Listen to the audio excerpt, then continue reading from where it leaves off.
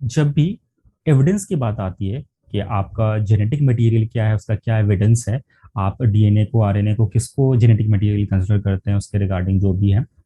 तो जब हम एक्सपेरिमेंट की बात करते हैं कि जो वो एक्सपेरिमेंट जो कि उस जेनेटिक मटेरियल के एविडेंस को प्रूव करता है, उस केस में जो हमारा सबसे पहले क्या आता है, ट्रांसफॉर्मिंग प्रिंसिपल। ट्रांसफॉर्मिंग प्रिंसिपल जो कि फ्रेडरिक ग्रिफ्थ ने 1928 में परफॉर्म किया था। ऑल्दो ये कंप्लीटली ये तो नहीं बताता कि हाँ आपका जेनेटिक मटेरियल क्या है, बट हाँ ये कुछ समहाउ ये तो जरूर बता देता है कि आपका क्या ट्रांसफॉर्म हो रहा है, क्या पास ऑन हो रहा है। ओके, तो बात करते हैं ट्रांसफॉर्मिंग प्रिंसिपल के बारे में। ट्रांसफॉर्मिंग प्रिंसिपल जो कि फ्रेडरिक ग्रिफ्थ ने 1928 में परफॉर्म किया था, इसके लिए कुछ रिक्वायरमेंट्स हैं। क्या रिक्वायरमेंट्स है? माइस, बैक्टीरिया। बैक्टीरिया कौन सा?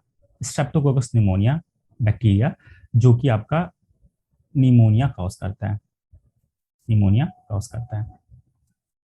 इस स्ट्रेप्टोकोकस निमोनिया की अगर हम बात करें तो इसके दो स्ट्रेन है, स्ट्रेन ए, स्ट्रेन बी। अभी स्ट्रेन का कॉन्सेप्ट क्या है, ये थोड़ा सा समझ लेते हैं।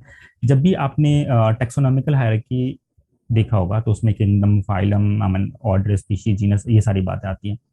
तो सबसे जो लोएस्ट है वो आपका क्या है, स्पीशीज की बात होती है। स्पीशीज के अंदर भी फर्दर जो सब ग्रुप्स होते हैं उसको हम क्या कहते हैं, स्ट्रेन कहते हैं। और ये वर्ड जनरली आप माइक्रोब्स के केस में यूज करते हैं। जैसे अगर मैं यहाँ पे बात करूं स्ट्रेन ए, स्ट्रेन बी, जैसे उस स्ट्रेन का नाम क्या है, आर स्ट्रेन और एस स्ट्रेन, आर स्ट्रेन और एस स्ट्रेन। यहाँ पे आर से मतलब क्या है, रफ, रफ स्ट्रेन। और यहाँ पे एस से मतलब है स्मूथ। स्मूथ होने का वजह है, जैसे अगर आपका ये स्ट्रेप्टोकोकस निमोनिया है, अगर इस स्ट्रेप्टोकोकस निमोनिया के ऊपर कोई एक लेयर प्रेजेंट हो, राइट, कोई एक लेयर प्रेजेंट हो, किसकी, पॉलीसेकेराइड की कोई एक लेयर प्रेजेंट हो, तो ये लेयर प्रेजेंट होने की वजह से, पॉलीसेकेराइड म्यूकस की एक लेयर प्रेजेंट हो, और इस लेयर की वजह से, इस लेयर की वजह से क्या होगा, ये स्मूथ हो जाएगा, राइट। तो यहाँ पे आपको ये चीज समझ में आ गया कि एस स्ट्रेन में क्या है, ये स्मूथ है। क्यों स्मूथ है? जस्ट बिकॉज कि इसके पास एक एक्स्ट्रा लेयर है, किसकी, पॉलीसेकेराइड की लेयर है। आर स्ट्रेन की अगर मैं बात करूं, आर स्ट्रेन जो कि रफ है, जैसे ये आपका स्ट्रेप्टोकोकस निमोनिया बैक्टीरिया है, बट इसके सराउंडिंग, इसके आउटर कवरिंग में कोई भी आपको पॉलीसेकेराइड की लेयरिंग नहीं है, कोई भी पॉलीसेकेराइड की लेयरिंग नहीं है। तो ये जो एस एस स्ट्रेन है आपका, जो कि स्मूथ है और इसके ऊपर सराउंडिंग में पॉलीसेकेराइड की कवरिंग है, इस कवरिंग होने की वजह से ये विरुलेंट है। ये विरुलेंट है, विरुलेंट कहने का मतलब है कि डिजीज कॉज कर सकता है।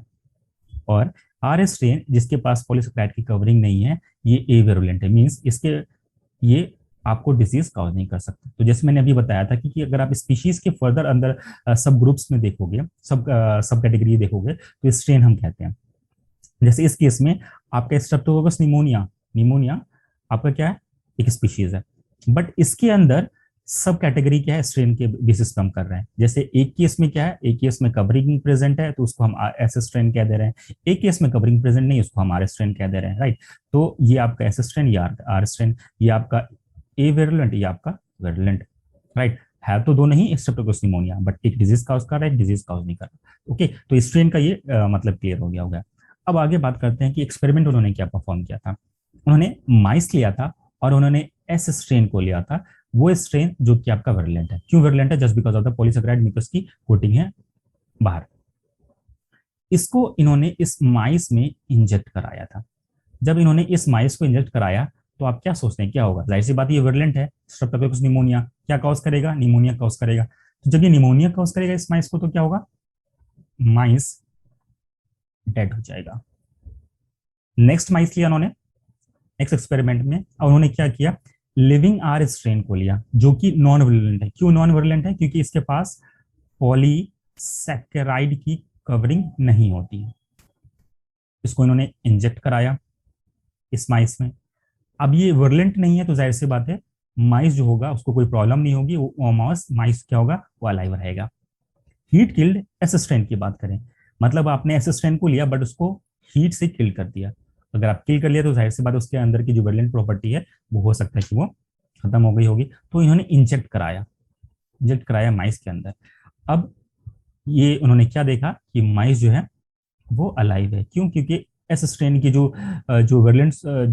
वर्लेंट जो वाली जो प्रॉपर्टी थी वो हीट से वो किल्ड हो गई थी, तो वो इस वजह से माइस अलाइव था। नेक्स्ट फोर्थ एक्सपेरिमेंट में उन्होंने क्या किया, एक और माइस लिया और उस माइस के साथ साथ उन्होंने दो तरह के स्ट्रेन, दोनों ही स्ट्रेन, एक heat killed S strain plus जो आपके लिविंग आपके आर स्ट्रेन, उन्होंने एक साथ ही इंजेक्ट कराया इस माइस के अंदर। अभी हमने देखा कि हीट किल्ड एस स्ट्रेन जो कि नॉन विरुलेंट है, ये यहां से जब तो माइस अलाइव रहा। लाइव आर स्ट्रेन जो कि नॉन विरुलेंट है, तो यहां से हमने देख लिया क्योंकि माइस अलाइव है। इन दोनों को एक साथ जब इन्होंने इंजेक्ट कराया तो उनको रिजल्ट ये मिला कि जो माइस है वो डेड है। माइस जो है वो ये डेड है। ये डेड क्यों है, इसका उन्होंने कुछ ऑब्जर्वेशन दिया था, ऑब्जर्वेशन कहें या फिर कंक्लूजन दिया था। तो इस एक्सपेरिमेंट का रिजल्ट ये आया कि आपका जो हीट किल्ड एस स्ट्रेन है, हीट किल्ड एस स्ट्रेन, वो ऑल्दो वो डेड है बट उसके अंदर का कुछ ट्रांसफॉर्म हुआ ट्रांसफर हुआ किसमें, आपके आर स्ट्रेन में। आर स्ट्रेन क्योंकि वो लिविंग था और ट्रांसफॉर्म होने के बाद मतलब आर स्ट्रेन में आ गया वो। अब आर स्ट्रेन के जो मेटाबॉलिक उसके जो जीन रेगुलेशन को उसने एक्टिवेट करके आर स्ट्रेन को क्या करवाया, उसके अंदर पॉलीसैकेराइड म्यूकस की सिंथेसिस करवा दी। ओके, अब जाहिर सी बात है, अभी हमने देखा था कि आर स्ट्रेन और एस स्ट्रेन में क्या डिफरेंस है। एस स्ट्रेन में आपके पास सराउंडिंग में पॉलीसेकेराइड की कोटिंग है, तो अगर आर स्ट्रेन में पॉलीसेकेराइड की कोटिंग आ जाएगी तो फिर आर स्ट्रेन आपका क्या हो जाएगा, ये भी वर्लेंट हो जाएगा। वर्लेंट हो जाएगा मीन्स ये भी डिजीज कॉज कर सकता है, राइट। तो क्या देखा हमने, हीट किल्ड एस स्ट्रेन में से कुछ ऐसा ट्रांसफॉर्म हुआ है, ऐसा किसने कहा, फ्रेडरिक ग्रिफ ने कहा है, ठीक है। हीट किल्ड एस स्ट्रेन में से कुछ ऐसा ट्रांसफॉर्म हुआ है, किसमें ट्रांसफॉर्म हुआ है, आर स्ट्रेन में ट्रांसफॉर्म हुआ है। और आर स्ट्रेन में जाने के बाद उसने आर स्ट्रेन के जो जीन्स हैं, जो आपके रिएक्शंस हैं, उसमें ये एक्टिवेट कर देता है कि भाई आपको पॉलीसेकेराइड सिंथेसिस करवाना है। अब पॉलीसेकेराइड सिंथेसिस होगा तो जाहिर सी बात है कि वो आर स्ट्रेन आपका वर्लेंट बन जाएगा, just because it also has the polysaccharide coating.